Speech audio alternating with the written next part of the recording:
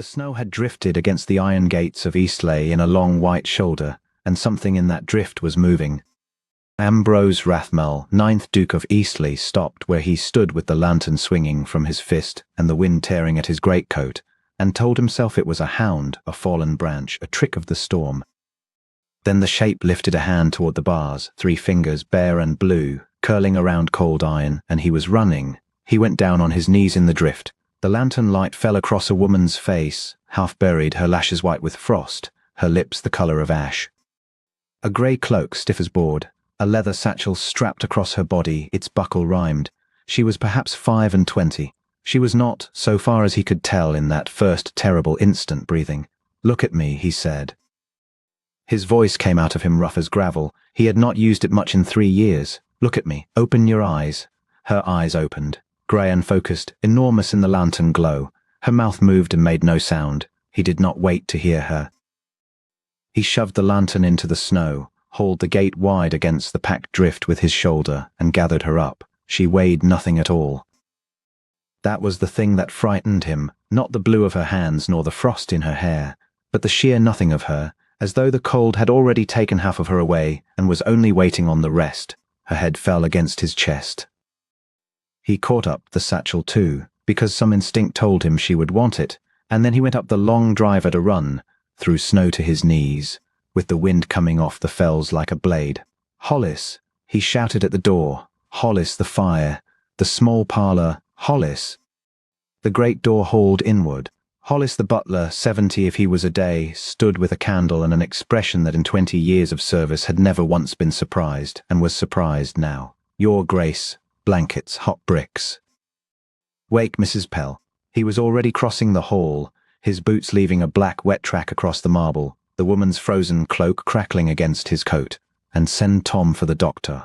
"Your Grace, the Marchburn Road is under 4 feet of snow. No horse will." "Then send him on foot," said the Duke, and shouldered the parlour door open. There had been no fire in that room since the spring his wife died. The grate was swept and cold, the furniture stood under Holland sheets like a room full of ghosts, and he tore the sheets away one-handed and laid her on the couch and knelt there, chafing her hands between his own, and it was like holding 2 pieces of the gatepost. Mrs. Payne at a run with her grey plate down her back, took one look, and became in an instant the housekeeper she had been before grief made Eastleigh a house where nobody hurried. "Out, Your Grace, and let me these wet things off her." Bricks, Hollis, from the kitchen range. Blankets from the airing press, the wool, not the linen. And then, more gently, to the woman on the couch, though the woman could not hear her. There now, my dear." He went out. He stood in the corridor with the door shut on him, he, the master of 11,000 acres, standing in his own passage with snow melting off his shoulders, and found that he could not stop looking at his hands. They had held something living. It had been a long time. When they let him back in, she lay wrapped to the chin, and her breath came in small, shallow flutters that he had to watch very closely to see at all. "She's alive," Mrs. Pell said quietly, "but it will be a neang till morning. The cold's got into her deep. We must bring her round slow, or her heart will not bear it." "Then we bring her round slow," he said, and sat down in the chair by the couch, and did not move from it. The doctor never came. Tom Ferrer got a mile down the Marchburn Road and turned back with the snow to his chest. So the house nursed her itself, all that black howling night, Mrs. Pell with the warmed bricks in flannel, Hollis carrying coal, and the Duke of Eastleigh sitting with his elbows on his knees, watching a stranger breathe. Toward 2 in the morning she began to shiver, great racking shudders that shook the whole couch. "That's good," said Mrs. Pell, with tears standing in her eyes. "That's her body remembering how. It's when they don't shiver that you lose them." At 4 she spoke. He had been half asleep, his chin on his chest, and her voice brought him up out of it like a hand on his shoulder. "The satchel," she said, cracked, faint, perfectly clear. "Please, don't let it get wet." He looked at the leather bag steaming gently on the hearthstone, where he had set it himself. "It's dry," he said. "It's here." Her eyes found him. She looked at him a long moment, as though placing him among a great many other faces, and then she said, "You were at the gates," and closed her eyes, and slept properly, slept, deep and warm, her hands loose. He sat there until the window went grey. Her name was Verity Marsh, and she was a nurse. She told them so at noon of the next day, propped on pillows with a bowl of beef tea in her hands. Her voice was still ruined, but her wits were sharp as a pin. She had trained under a surgeon in Newcastle, and after that at a fever house in Leeds, and she had come south by the coach as far as Marchburn, and from Marchburn she had walked, the Duke repeated. He was standing by the window with his arms folded.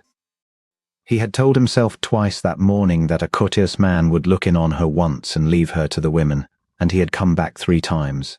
Marchburn is 11 miles, 9 by the field path. She turned the bowl in her hands. There is fever at Nettleford, your grace, the village at the foot of your hill. 3 houses have it, and there is no doctor nearer than Marchburn, and the Marchburn doctor will not come out for cottagers who cannot pay. So the parish sent to Leeds, and Leeds sent me. She said it plainly, without pride and without complaint, the way a man might state the price of corn. I walked because there was no cart to be had after the snow began, and when you reached Nettleford, something moved behind her face and was put away again.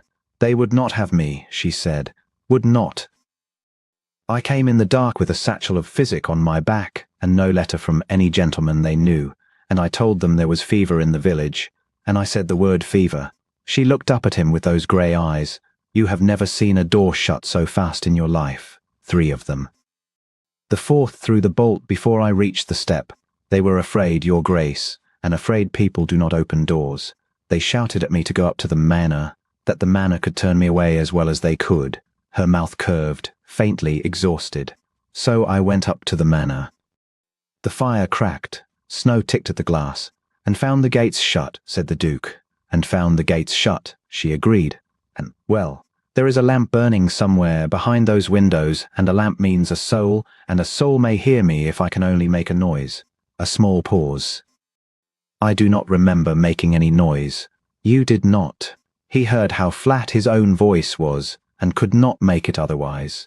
You put your hand on the bars, that is all. Another quarter of an hour and the snow would have covered you, and no one in this house would have known until the thaw. Yes, she said. That had occurred to me. She said it so calmly that something in him turned over. He had not been afraid of anything for 3 years. That was the truth of the man he had become, and he had known it and been content with it, since Cecily died. Since the small stone in the chapel with 2 dates carved 4 days apart, and the second stone beside it with only 1. The Duke of Eastleigh had shut his gates and let the hedges grow and gone through his days with the perfect steadiness of a man who no longer had anything left that could be taken. Grief had not broken him. It had simply frozen him the way a lake freezes, still doing everything a lake does, but silently and to no purpose and cold all the way down. And last night he had knelt in a snowdrift and been afraid. You are welcome here until the road's clear, he said abruptly, and went out and shut the door. 3 days the storm blew itself out, and Verity Marsh mended, faster than Mrs. Pell thought decent. On the 3rd day she was out of the parlour and into the great cold hall in a borrowed shawl, walking slowly along the wall with her hand on the panelling. And when the Duke came in from the stables he found her at the foot of the staircase, looking up at it. You should be lying down, he said. A person who lies down too long forgets how to stand. She did not turn. Your Grace, why is your house asleep? He stopped in the middle of the hall. There are dust sheets on every stick of furniture on this floor. She said it not as an accusation but as an observation, the way she might have said a wound was inflamed. There is 1 fire lit in a house with 40 grates. Your butler carries coal because there is no footman to carry it, and he is 70 and his knees are gone, and he will not say so. Your housekeeper has not had a maid under her hand since Michaelmas. There is a great house here and money in it, and it is being kept like a mausoleum. Why? Nobody had spoken to him so since his wife died. Nobody had dared. Because the woman who kept it is dead, he said. He watched her take that in. He watched her not flinch from it, and not soften her eyes and murmur, and not do any of the 20 small cowardly things people did when they came too near his grief. She simply stood with her hand on the newel post and looked at him with the plainest, gravest attention, as if he had told her where the pain was. Yes, she said. I did not know. There is no reason you should, and the house has been in mourning ever since, she said. 3 years. 3 years. And what, said Verity Marsh, is that doing for her? The 1 fire in the hall grate sank a little, and no one put on coal. because there was no one to do it. Nothing, said the Duke of Eastleigh after a long time. No, she agreed gently. I did not think it was. She let go of the newel post, she swayed and caught herself and lifted her chin as though daring him to notice. Where is your old man? The one who coughs. I heard him in the night, 2 floors up, and it is not a cough I like the sound of. Barnaby, he said, bewildered. Barnaby Gill. He was my father's coachman. He has been dying since the autumn, and there is nothing to be done, and he is 81. Then he is 81 and dying, she said, and that is all the more reason he should not do it alone in a cold room at the top of a house. Will you take me up? He took her up. He carried the chair himself, up 4 flights to the attic passage, because she would not have gone slowly, and he would not have her fall. Barnaby Gill lay in a narrow bed under a low ceiling, a small yellow man with a white beard, and the room smelled of dust and cold ashes, and the Duke stood in the doorway of it and felt shame come up in him like water. Verity did not stand in the doorway. She crossed the room, opened the window 2 inches and said, "That's better already. He'll take a chill," Mrs. Pell said from the passage. "He is drowning in his own chest, Mrs. Pell, and stale air is no friend to him." She was already unbuckling the satchel. She knelt by the bed and put her fingers to the old man's wrist and bent her head and counted, and the Duke, watching, saw her face change into something he had no name for. Absolute stillness, absolute attention, as though nothing in the world existed but that thready pulse. "Mr. Gill, Barnaby." "Can you hear me?" The white beard moved. "Aye. You have a deal of fluid on the chest, and lying flat frightens you, so you have been sitting up all night wearing yourself out." Her voice was very level. "We shall prop you high on pillows so that you may sleep sitting, and you shall have steam for the cough, and warm broth every 2 hours whether you want it or not, and someone in that chair beside you day and night." "There's none to spare," the old man whispered. "House is empty." "I told him not to trouble." "There is one to spare," said the Duke of Eastleigh and came into the room.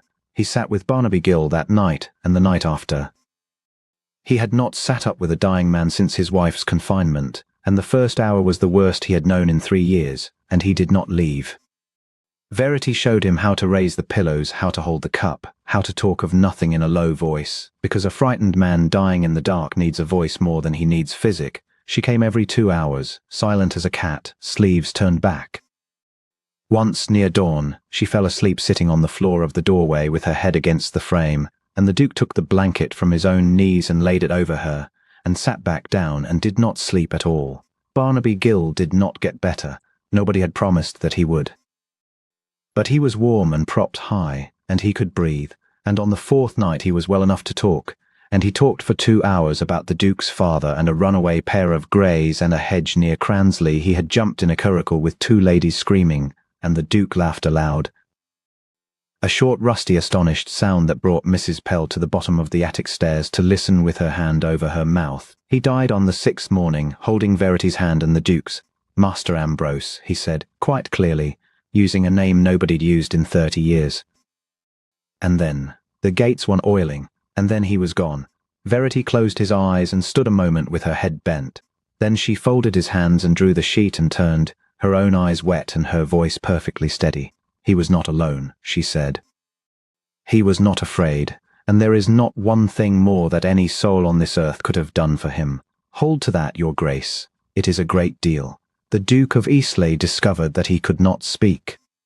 She put her hand on his sleeve, only a moment, only the lightest pressure of 4 fingers on black wool, and went out to tell the house. He stood a long while in that little cold room, looking at the 2 inches of open window and the grey sky beyond, and at the place on his sleeve where her hand had been, and understood, with the calm of a man reading a letter that tells him his life is ending or beginning, that he was in a great deal of trouble. The house woke after that, so quietly that he could never say afterwards which day it began. Fires in the library and the morning room, the holland sheets off, and under them walnut and rose silk and no ghosts at all. Girls came up from Nettleford wanting work, and a boy for the coals, and Hollis stopped carrying scuttles and stood in the hall in his black coat, looking like a butler again, and grew visibly younger. Mrs. Pell had the presses out and the chimneys swept. Mrs. Pell had, in point of fact, been waiting 3 years for somebody to give her leave, and Verity had merely said at breakfast in a mild voice, "Mrs. Pell, is there truly no jam in this house?" and something in the housekeeper came loose like a jammed lock, and the Duke let it happen. He told himself he was letting it happen out of indifference and knew it for a lie, and went on telling it to himself while he stood in the library door at 4 in the afternoon, watching the winter light fall through clean glass onto a rug he had forgotten he owned. While Verity Marsh knelt at the hearth with a poker, arguing with the new boy about the proper construction of a fire. "He is your servant," the Duke said. "You are not required to teach him his trade on your knees. He is 12, and his father is dead, and he has never laid a fire in a grate this size in his life, and if I do not teach him, he will be dismissed for being bad at it." She sat back on her heels and blew a strand of hair from her eyes. "Also, Your Grace, you are standing in a doorway again. You do it a great deal. You come to the edge of a room and you stop." He said nothing. "Why do you stop?" "Because for 3 years every room in this house had something of my wife in it," he said, "and it was easier to look at it from the door." Verity set the poker down. "Tell me about her," she said. Nobody had asked him that. Not once. The county had black-edged letters and turned their faces away when they met him in Marchburn. His own mother had written that the best thing was not to dwell.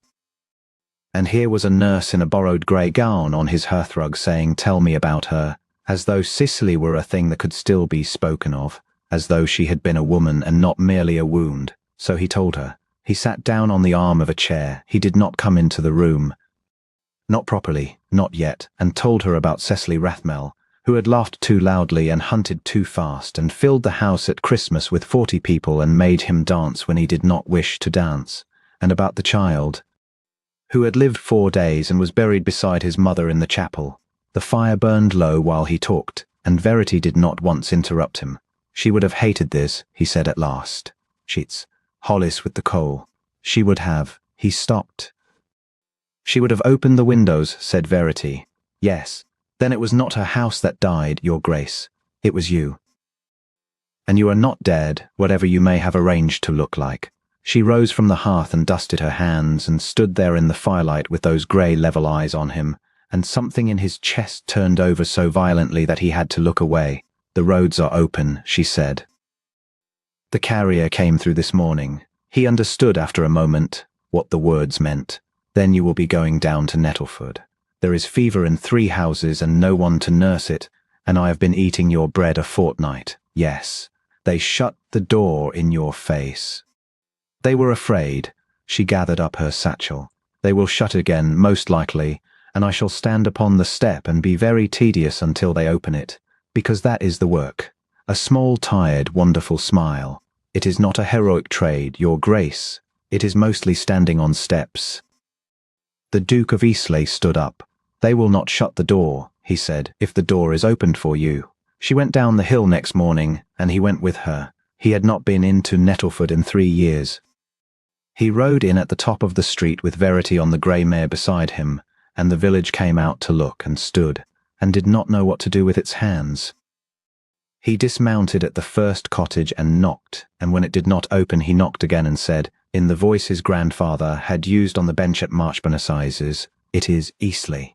Open the door." It opened. "This is Miss Marsh," said the Duke. "She is a nurse. She is under my protection. She is at your service, and any house in this village that shuts its door against her shuts it against me." He looked down the street at all the faces, aware, distantly, of how long it had been since he had looked at any of them.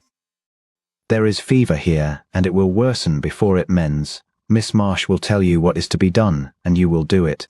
Eastleigh will pay for whatever she asks, coals, blankets, beef. And no man is to be troubled for rent while there is sickness in his house. That is all." Nobody cheered. It was not that kind of village, and he was not that kind of Duke. But old Ferrer stood back from his own doorway with the tears running into his beard and said, "She can come in, Your Grace. She can come in and welcome." And Verity Marsh went past him into the dark with her satchel on her shoulder, as though she had been going into that house every day of her life. She was in Nettleford 11 days, and the Duke was there for 9 of them, carrying a mattress down a lane on his own back, holding a lantern in a doorway at 3 in the morning while she worked. The fever went through 11 houses. It took 2, an old woman who had been failing since Candlemas. And a young man who went out on the third day to help move a sick neighbor and got wet through and never came back from it. And it left 9 houses standing, and every one of the 9 said afterwards the same thing, in that flat North Country way that means more than it says. The nurse never went to bed, nor did the Duke. He watched her hands, which were never still and never hurried. He watched her kneel at 4 in the morning by straw pallet, grey-faced with exhaustion, and say to a terrified labourer's wife, in a voice like warm water, "Now then. He is very ill, and he may die, and I will not lie to you about that. But he is not dying tonight, and you are going to lie down in the next room for 2 hours, and I am going to sit with him, and if he stirs I shall wake you. Go on, my love, go and lie down." And on the 11th day, when the last fire was out and the last window open, and the village was simply a village again, he came to fetch her home and found her sitting on the low wall by the pump with her satchel at her feet and her face lifted to a thin white sun. "It is done," she said. "It is done," he agreed. And then Verity Marsh put her hands over her face and wept silently and terribly, with her shoulders shaking, and the Duke of Eastleigh sat down on the wall beside her and did not touch her, because she had not asked to be touched, and stayed there in the cold until she was finished. She stayed at Eastleigh through February, because there was no coach to Leeds until the roads hardened, and because the Duke did not ask her to go and Verity Marsh did not offer. They fell into hours together the way water finds a channel. She had the run of the library and used it. He took to working at the long table by the window instead of in his study, with Verity in the window seat and her feet tucked under her, and neither of them said a word about it. "And you have never wished," he asked her one evening, not lifting his eyes from the rent book, "for a house of your own?" "Wishing is a poor economy," said Verity. "One may wish oneself into a great deal of unhappiness in an afternoon." He set down his pen. "That is not an answer." "No," she agreed, "it is not."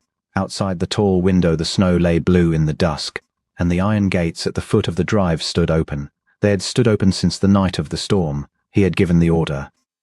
The second storm came at the end of the month, out of the north at 4 in the afternoon, with no more warning than a change in the light. By 6 the fells were gone and the wind was screaming in the chimneys.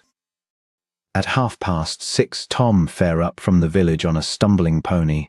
The Hursts were still at the shepherd's hut above Cransley Beck with their flock, and the beck was rising with the melt beneath the snow, and the hut stood on the wrong side of it. The Duke was already reaching for his coat.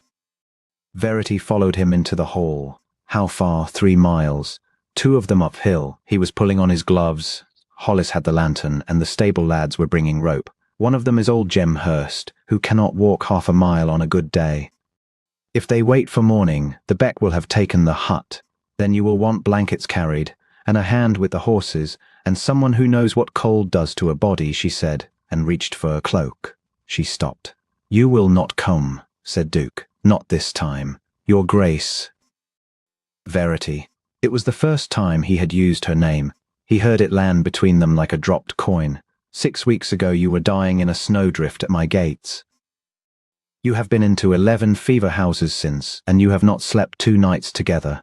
And if you go up that fell tonight, you will not come down it. You have told 100 people what they must do for their own good and made them do it. Now hear it yourself. Stay. Have the beds warmed and the fires built, because they will come in half frozen, and half of what saves them will happen in this hall and not on that hill." For a moment she stood with her cloak half on and her chin up, and he watched her want to fight him and weigh it and choose. "Very well," she said. "The east bedchambers. Hot bricks and no hot baths. Bring them round slow, or their hearts will not bear it. And your Grace." She came a step nearer, reached up, and did up the topmost button of his great coat, a small, ordinary, unbearable act, and left her hand a moment against the wall. "You come down that hill too. Do you hear me? All 5 of you." "Yes," said the Duke of Eastleigh, whose heart was hammering like a boy's. They got the Hursts out at midnight, because 11 men of Nettleford came up the fell behind their Duke with lanterns and rope, and because the beck had not quite taken the footbridge, and because Ambrose Rathmell went into the water to his chest to hold the end of a rope while old Jem was carried across on the back of his own son. He was in the beck a quarter of an hour. It was February, and the water came straight off the snow. And afterwards he could not remember climbing out of it at all, only the 3 miles down with his sodden coat freezing to a shell upon him, and the strange, reasonable, seductive thought that it would be pleasant to sit down a moment in the snow. He did not sit down. He went on thinking, with the last clear part of his mind, of a hand doing up a button. There was light in the hall. There were fires in the east bed chambers and hot bricks in 8 beds, and there was Verity Marsh in the doorway with the lamplight behind her. The last thing the Duke of Eastleigh knew of that night was the look on her face as she saw him, and the sound of his own given name in her mouth, once, unguarded, the way it is said to a man who is loved, before the floor of his own hall came up and took him. He was ill 19 days. It began as a chill and turned in 3 into the fever, the same that had gone through Nettleford, and it found him soaked and worn out and very nearly finished him. The doctor came out from Marchburn now. The roads were open, and dukes are always worth the journey, and said the things doctors say and bled him, and Verity Marsh stood at the foot of the bed with hands folded and observed, in a voice of glacial politeness, that if he opened that vein a second time she would put him out of the house herself. He did not open it again. She never left the room. 19 days. She slept in the chair, ate standing, sponged him cool when he burned and heaped him with blankets when he shook, got water and broth him a spoon at a time, hour upon hour, while the house held its breath below. Mrs. Pell wept in the still room. Hollis came twice a day to the chamber door and asked, and was told, and went away with his old back very straight. And Nettleford, which in 3 years had scarcely seen its duke's face, sent a boy up the hill every morning to stand in the kitchen yard until somebody came out and told him how his grace did, and then sent him back down to tell the village. The duke knew nothing of it. He was a long way off, in a country of heat and cold and terrible corridors, and in all of it there were only 2 fixed things, a cool hand on his forehead and a voice. The voice never wept and never faltered. It spoke to him of nothing at all, the state of the drive, the boy who had at last learned to lay a fire, the crocuses coming up green in the chapel grass, and once, at the worst of it, when the fever had him so hard that he could not tell the ceiling from the floor, the voice broke its own rule. "You cannot," it said close and fierce. "Do you hear me, Ambrose? You picked me up out of the snow. You do not get to leave. It is not permitted. I will not have it." He came back on the 20th morning, into grey light and the smell of wood smoke weak as water. And Verity Marsh was asleep in the chair beside his bed, her head fallen sideways, her hand still lying open on the coverlet an inch from his own, as though she had been holding on, and had let go only when it was safe. He looked at her a long time. Then he moved his hand, which cost him everything he had, and closed it around hers. She woke at once, the way nurses do. "Oh," she said. And the Duke of Eastleigh, who had a great many things to say and no strength to say them with, held on to her hand and said the only one that mattered. "Don't go." She stayed. He mended through March, and every day she made him do a little more, sit up, then stand, then walk the gallery on her arm, then the terrace, then the drive. And every day the county came a little further out of its hedges to look, for word had gone about that the Duke of Eastleigh was up and walking, and that he did it leaning on the arm of a nurse in a grey gown, and that he looked down at her when she spoke. His mother came from Bath in the first week of April. She sat in the drawing-room in black bombazine with her gloves in her lap, and said the thing she had come 300 miles to say, that the whole county was talking, that a hospital nurse without family or fortune, however deserving, and nobody denied she was deserving, was not a woman a duke could marry, and that she had come, in short, to save him from a piece of grateful folly. Her son heard her out to the end, standing at the window with his hands behind his back, looking down the drive at the open gates. 3 years ago, he said, I buried my wife and my son in the chapel behind this house, and I shut those gates, and this family let me. You wrote that the best thing was not to dwell. The county wrote, and I did not answer, and the county stopped writing. Nobody came up this drive for 3 years, madam. Nobody, he turned round, except one woman on foot, in a blizzard, with a bag of physic on her back, who had been turned from every door in Nettleford and came up the hill anyway, because there was a lamp in a window, and a lamp meant a soul. She had walked 9 miles to nurse people she had never met. She buried Barnaby Gill holding his hand. She went into 11 fever houses. She kept me alive 19 days while you were in Bath. He said it without heat, which made it worse. Grateful folly. Madam, I am not marrying Verity Marsh because she saved my life. I am marrying her because in the whole of my life, She is the only person who ever looked straight at what was wrong with me and did not turn her face away. The Dowager Duchess sat very still. You have asked her, then? No, said her son. I have been afraid to. He asked her that evening. He found her where he knew she would be, at the foot of the drive by the iron gates, in the blue dusk, with the last of the snow in dirty ribbons under the hedge and the first green pushing through it. She heard him and turned, and he watched her take in his face and go very still. They will say every unkind thing that can be said, he told her. They will say you schemed for it. They will say it in this county and in London, and some of them will say it to your face. Yes, said Verity Marsh. They will. And the Duke of this place is a difficult, silent, badly mended man of 38 who does not dance and who stands in doorways. His voice was not steady, and he let it not be steady. You would have the house, the keys, the county, the whole weight of it. And you would have the fever house at Nettleford, and any other you wanted, and money to build it with, and nobody living, not my mother, not the bishop, not one soul, to tell you that a duchess may not kneel by a straw pallet at 4 in the morning. I would not take that from you. It is the best thing in you, and it is half of why I love you. The wind came up the drive and stirred the bare hedge. Stay, said the Duke of Eastleigh, not as a servant of this house, not as a nurse in it. Stay as my wife. And Verity Marsh, who had walked 9 miles through a blizzard to nurse strangers, who had not wept when they turned her away, who had wept only when the last fire was out, stood at the gates where he had found her freezing, and put her hands over her face, and laughed and cried and said, You great fool. I have been standing at these gates every evening for a month, working out how to tell you. He took her hands down from her face and held them, those chapped, capable hands, the 2 pieces of gaiter post he had chafed between his own on the worst night of his life, and raised them, one and then the other, and kissed them, and then he kissed her there, in the falling dark, with the gates standing open behind them. They were married in the chapel at Eastleigh at the end of May, and it was not a quiet wedding, because he would not have it quiet. The gates stood wide and the drive was lined and the whole county came, the great houses in their carriages, and behind them on foot and in their Sunday coats, 400 tenants and all of Nettleford. The Hursts came every one. Old Jem walked. The village women had made her gown between them, since she would not hear of London, and it was white muslin and quite plain, and Mrs. powered so hard that Hollis gave up his own handkerchief and then stood there with nothing, blinking furiously at the roof, and afterwards, coming out of the chapel door into the sun, the Duke of Eastleigh stopped on the step with his wife's hand upon his arm, stopped before the whole county, the earls and the parsons and the disapproving aunts from Bath, and the shepherds at the back with their hats in their hands, and looked down at her as he had looked at nothing else in 3 years, and did not care in the least who saw it. Old Ferrer at the back said what the village was thinking, and said it too loudly, the way deaf men do. He found her at the gates, he said. Half dead in the snow, she was.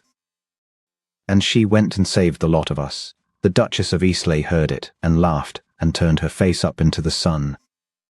And her husband, who had gone out into a blizzard 3 winters after he had stopped caring whether he lived, and had come back carrying his whole life in his arms without knowing it, closed his hand over hers, and led her down the steps into the light.